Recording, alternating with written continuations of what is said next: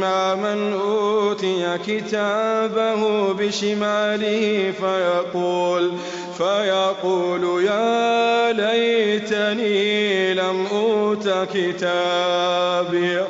ولم أدر ما حسابيه يا ليتها كانت القاضية ما أغنى عني ماليه هلك عني سلطانيه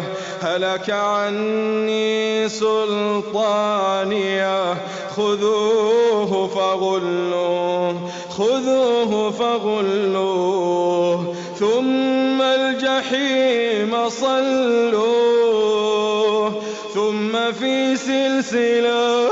ثم في سلسلة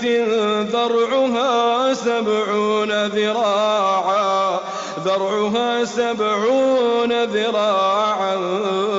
فاسلكوه إنه كان لا يؤمن بالله العظيم ولا يحض على طعام المسكين فليس له اليوم هاهنا حميم ولا طعام إلا من غسلين لا يأكله